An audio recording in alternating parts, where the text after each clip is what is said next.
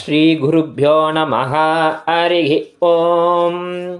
सदाशिवसमारम्भां शङ्कराचार्यमध्यमाम् अस्मदाचार्यपर्यन्तां वन्दे गुरुपरम्परां। शङ्करं शङ्कराचार्यं केशवं पादरायणं सूत्रभाष्यकृतौ वन्दे भगवन्तः पुनः पुनः।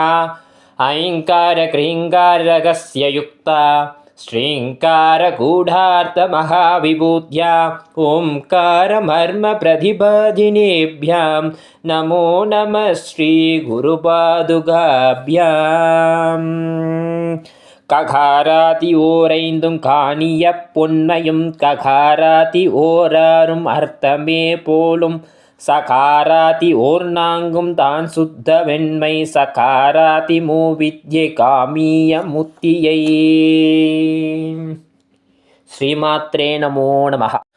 எல்லாருக்கும் நமஸ்காரம்.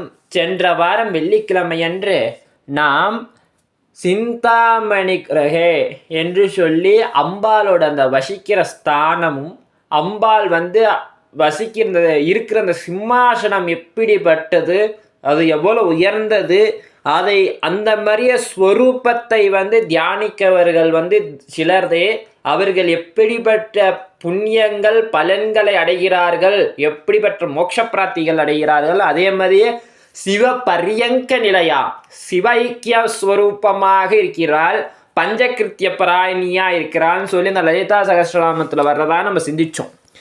இந்த வாரம் நம்ம உடம்பில் சக்கரஸ்தானங்களாக இருக்குது. அந்த ஒரு சக்கரஸ்தானங்களுக்கும் என்னென்ன தன்மை இருக்கிறது, பஞ்சபூதங்களோடு இதை கம்பேர் பண்ணி அதனால் நம்மளுக்கு என்ன பலன்கள் கிடைக்கிறது, என்ன தத்துவம் இருக்கிறது அப்படின்னு சொல்லி பகவத் பார்த்தால் 9வது ஸ்லோகம், அதாவது சௌந்தர்ய லகரியில் இருக்கிற 9வது ஸ்லோகத்தில் பகவத் பார்த்தால் இந்த சக்கரங்களின் தன்மையும் தத்துவத்தையும் நம்மளுக்கு விசாரிக்கிறார்.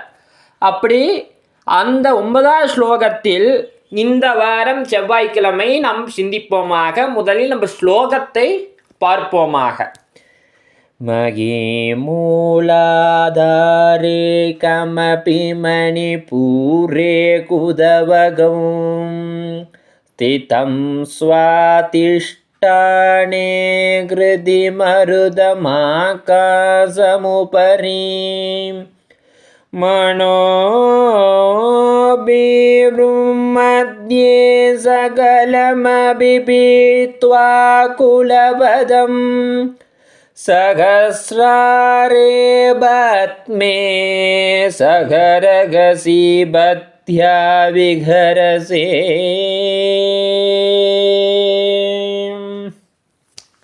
அதாவது மகிம் மூலாதாரே கமபி, அதாவது மூலாதார சக்கரம் இருக்கிறானோ மூலாதார ஸ்தானத்தில் மகா கணபதின்னு சொல்லுவா. அதனால்தான் நம்மளுக்கு ஸ்ரீவித்யா உபாசனை எடுக்கிற ரட்சையில் ஃபஸ்ட்டு தீட்சை பார்த்தீங்கன்னா வல்ல மகா கணபதின்னு சொல்லி வல்ல மகா கணபதியோட உபாசனை தருவா.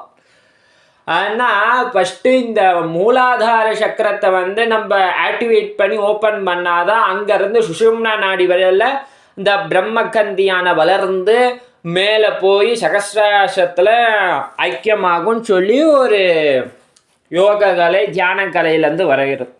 அப்போ ஃபஸ்ட்டு இந்த மூலாதார சக்கரத்தை ஓப்பன் பண்ணும். அது என்ன தன்மையை கொண்டிருக்கிறதுனா பிருத்திவி தத்துவம். பிருத்திவின்னு என்னது? ஜடம், மண் போன்ற பொருள். அதாவது நிலம் தான் பிருத்திவின்னு சொல்லுவா. பூமின்றது ஜடமான வஸ்து தான். அந்த மாதிரி ஜடமான வஸ்து பிருத்திவியில் தான் அது என்ன பொருள்? ஜடத்தன்மையாகி இருக்கிறது. மணிப்பூர குதவகம், அதாவது மணிப்பூரம் அப்படியே மேலே கொஞ்சம் வரும். இப்போ கீழே அந்த பிறப்புறுப்பு இருக்குதுங்களே, அந்த ஸ்தானத்தை தான் மூலாதாரம் சொல்லுவாங்க. மூலம் அந்த இதெல்லாம் தான் இன்னொரு உயிர் உருவாகிறது, அதனால அதான் மூலம் சொல்கிறான். அதனால தான் அதுக்கு அடுத்த மேலே அந்த வயிற்று பகுதியை தான் மணிப்பூரகம்.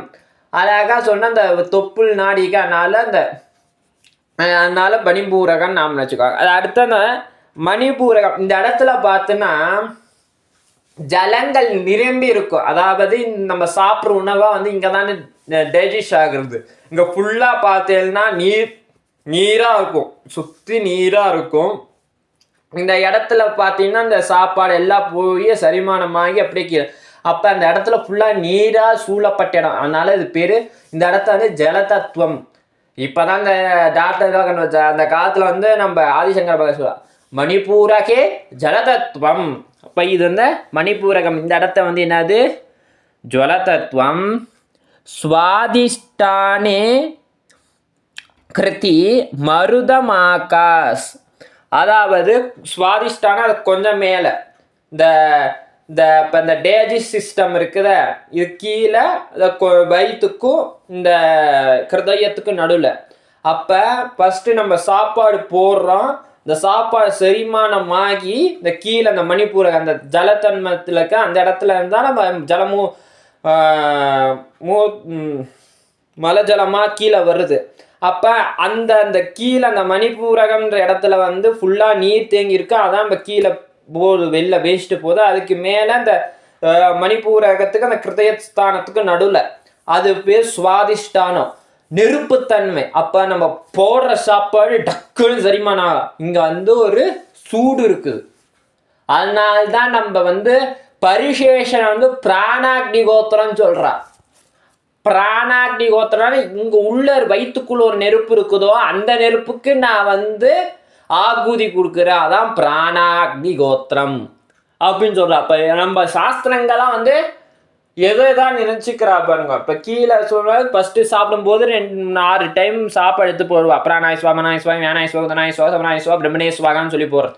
அப்போ இந்த இடத்துல வந்து அந்த மணிபூரகத்துக்கு மேலக்க சுவாதிஷ்டம் இந்த தன்மை, இது என்ன தன்மைன்னு சொல்கிறார்? நெருப்புத்தன்மை. மூலாதாரம் பிருத்திவி, அது கீழே இருக்கிற மணிபூரகம் நீர்த்தன்மை, அதுக்கு மேலே இருக்கிற அந்த சுவாதிஷ்டானம் நெருப்புத்தன்மை. கிருதிமருதம் ஆகாஷமுபரி. கிருதின்றது கிருதயம், அநாகதம் அநாகத சக்கரம் சொல்லுவாள், அந்த நடுப கிருதயம் இருக்க அந்த அநாகதம்ன்றது வந்து ஆகாச பகுதி. ஆகாசம் ஏன் ஆகாசன்றாங்க? பிராணனை வந்து உள்ள வாங்கி அங்கதான் எல்லா வேலையும் பார்க்குது. ஆகாசத்துலதான் கீழே இருக்கிற காத்து எல்லாம் மேலே போய் எல்லா வேலையும் பண்ணிட்டு வெளில வருது. அதே மாதிரி இங்கதான் வந்து லங்ஸு கிருதயம் எல்லாம் இருக்கு. அப்ப நம்ம வாங்குற மூச்சு எல்லாத்தையும் இங்கதான் வேலை பார்க்குது. கரெக்டா? அப்போ கம்பேர் பண்ணுங்க ஆகாசத்தோட நம்மள. அப்போ மேலே அந்த ஆகாசத்துல தான் எல்லா வேலையும், அதே மாதிரியே நம்ம உடம்புல எல்லா வேலையும் நடக்கிற பாட்டு இந்த லங்ஸ், இந்த கிருதயம், இந்த எடுக்கிற இந்த சென்டர் பாயிண்ட். அதனால தான் கிருதயே ஆகாச தத்துவம் அப்படின்றான். அடுத்தது மனோமபி பிருகதே சகலமபி பீத்வா குலமகம் குலபதம். அடுத்தது அநாகதம் கிருதயத்திலேருந்து. அடுத்தது அதற்கு மேல் விஷுத்தி. அப்போ இந்த விஷுத்தி இருக்குது பாருங்க, அதுக்கு மேலே வரும். மேலே வந்துட்டால் அந்த இடத்துல தான் வந்து நம்ம மூச்சு வாங்குறோம். அப்போ இந்த தொண்டை பகுதி இருக்குது சொல்லுவாங்க, தொண்டை பகுதி. இந்த தொண்டைக்கு மேலேருந்து அந்த அதற்கு மேலுக்கு அந்த அதுக்கு அந்த தொண்டை பகுதியில் வந்து நம்ம மூச்சு உள்ளே வாங்குகிறோம் பாருங்கள். அங்கே தான் அந்த மூச்சு நடக்க, அந்த மூச்சு வந்து அந்த தொண்டை வழியில் தான் உள்ளே போகுது விஷுத்தி. அந்த இடத்துல வந்து நம்ம என்ன தன்மை சொல்கிறோம்?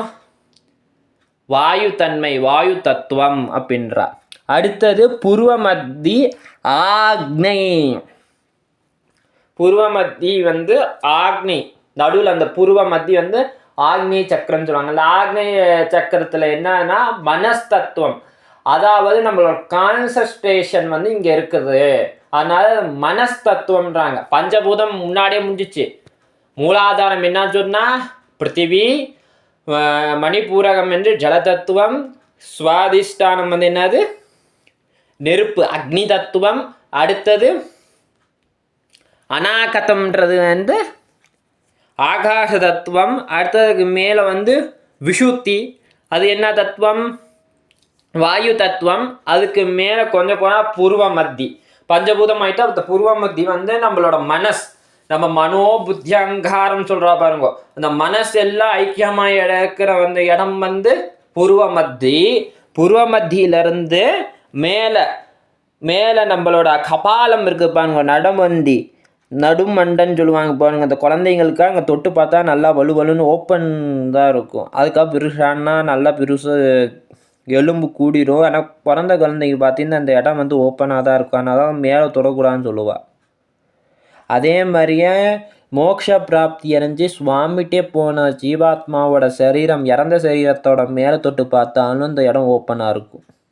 அந்த இடத்துல வந்து அதான் வந்து தியானம் தவம் மூலமான மூலாதாரத்தில் இருக்கிற நம்மளோட உயிரானது மெதுவாக ஒரு சக்கரங்களாக ஓப்பன் ஆகி ஆக்னியில் வந்து நின்று ஆக்னிக்கு அப்புறம் மேலே நம்ம கபாலத்தில் போய் நின்றுட்டா மோட்ச அதான் அடைஞ்சிரும். அது ஆட்டோமேட்டிக்காக நடக்கும். அது வந்து தானம் தவம் யோகத்தில் மட்டும்தான் முடியும் அப்படின்னு சொல்கிறா. அதான் அடுத்தது என்னது, மனோபி பிரம்மத்யே சகலமபி பீத்வா குலபதிம் சகஸ்ரே பத்மே சகரகசி பத்யா கிரசே. அதாவது இந்த ஆக்னி சக்கரத்துலேருந்து இழுத்து அதுக்கப்புறம் இந்த முதுகு தண்டு எப்படி வருதா, முதுகு தண்டுலேருந்து குண்டலினி சக்தின்னு சொல்லுவாங்க, சுசும்னா நாடின்னு சொல்லுவாங்க. பின்னாடி இந்த நீர்த்தேங்க இந்த ஸ்பைனல் கார்டுன்னு சொல்லுவா இங்கிலீஷில் சொன்ன. அந்த பின்னாடி இந்த முதுகு தண்டுகள் இருக்கிறதா அதுல இருந்து மூளைக்கு போகிற ஒரு நீர் குழாயின்னு சொல்லுவாங்க, ஸ்பைனல் கார்டுன்னு. அது இந்த இந்த நரம்பு சம்மந்தமான பிரச்சனைகள் ஏதாவது வந்தால் பிரெயின் சம்மந்தமான முதுகுலேருந்து நீர் எடுப்பான்னு சொல்லுவாங்க. அது வந்து பிரெயினோட கனெக்ட் ஆகும். அப்போ வந்து கீழே வந்து மூலாதார சக்கரம் அந்த பின்னாடி பகுதியிலேருந்து இந்த சுசும்னா நாடினால உயிரானது மேல் நோக்கி போகும். இந்த மேல் நோக்கி போகிற சில வந்து ஆக்னையில் வந்து கடைசியாக நிற்கும். அந்த ஆக்னையிலேருந்து அடுத்தது ரொம்ப தவக்கோலத்தினால சகஸ்ட்ராவுக்கு போகும். அந்த சகஸ்ட்ரத்தில் வந்தால் சகஸ்ட்ரதல பத்மா, அதான் பத்யா விகரஷே. அந்த இடத்துல வந்து இந்த பத்மம் சகஸ்ட்ர பத்மம்னா சகஸ்ட்ரதலம் 1000 இதழ்கள் கொண்ட பத்மம், தாமரை அந்த கமலத்தில் ரகஷி பத்யா சகவிகரஷி. பரமேஸ்வரனோட ஐக்கியமாயி பரமேஸ்வர பதியாக உமா மகேஸ்வரி 2 பேர் இணைஞ்சு ஐக்கியமாய் இருக்கிறாளாம் அப்படின்னு சொல்ற. அதான் சகஸ்ராரே பத்மே சககரசி பத்யா விகரசி. அந்த சகஸ்ரதல தாமரைக்கு நடுவில் உமா மகேஸ்வரன் 2 பேரும் ஐக்கியமாகி இருக்கிறார். அதாவது காமேஸ்வரன் சொல்லுவாள்.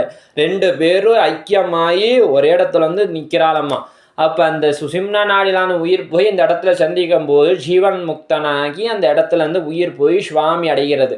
அதை வந்து எப்படி ஐக்கியம் பண்ணுவான், தாமரை புஷ்பம். அதுதான் வந்து இந்த ஸ்லோகத்தில் சொல்கிறா. இதை லலிதா சகஸ்ரநாமத்தையும் சொல்வான். மூலாதாரேக்க நிலையா பிரம்ம கிரந்தி விபேதினி மணிபூராந்திரந்தா விஷ்ணு கிரந்தி விவேதினி ஆக்னா சக்ராந்த லசிதா ருத்ர கிரந்தி விபேதினி அப்படின்னு சொல்லி பிரம்ம கிரந்தி மூலாதாரத்துக்கு வந்து அப்போ இந்த ருத்ரத்தில் வந்து லகுன்யாசப்ப பிரஜனனே பிரம்மாதிஷ்டத்து பிறப்புறப்பு. அதில் வந்து அதான் பிரம்மன் படிப்பு கிடையாது. அதான் பிரம்ம கிரந்தி பேத்தினி மணிபூராந்தரிதா விஷ்ணு கிரந்தி பேத்தினி. அதாவது மணிபூரகத்துக்கு மணிபூரத்துக்கு மேலே அதுக்குலேருந்து அந்த விசுத்தி வரைக்கும் விஷ்ணு இருக்கிறான். அதே மாதிரியே அதுக்கு மேலே ஆக்னாலயா இருக்கிறா, ருத்ரன் இருக்கா. அதுக்கு மேலே சகஸ்ராத்தில் சதாசிவஸ்வரூபமாக சதாசிவனும் உமா மகேஸ்வரியும் இருக்கிறாள் அப்படின்னு சொல்லி இந்த ஸ்லோகத்தில் வந்து சங்கரர் பகவத் பாத்தால் வந்து நம்மளுக்கு வந்து சொல்கிறான். அப்போ இப்போ வந்து எவ்வளோ சக்கரங்கள் இருக்குதுன்னு சொல்லிட்டு அதோட தன்மை சொல்லிட்டா. அடுத்த ஸ்லோகத்துலேருந்து பார்த்தீங்கன்னா ஒரு சக்கரத்தையும் வந்து வர்ணிப்பா. அப்போ அந்த சக்கரத்தோட வர்ணனைகளாக பார்ப்போம். இன்று இதோட நம்மளோட வியாக்கியானத்தை முடிப்போமாக. அடுத்த ஸ்லோகம் அடுத்த வியாழன்கிழமையும் வெள்ளிக்கிழமையும் வரும். சௌந்தர்யலகரி வந்து செவ்வாய்க்கிழமை, வியாழன்கிழமை, வெள்ளிக்கிழமை 3 நாட்கள் நான் போடுவேன். அதேபோல் புதுசாக அமைச்ச 1000 நாமங்களும் 1000 தேவாரங்களும் வந்து அதுக்கு எப்பப்போ போடுவேன் நோட்டிஃபிகேஷன் வரும் உங்களுக்கு. இது வந்து ஃபிக்ஸ்டு.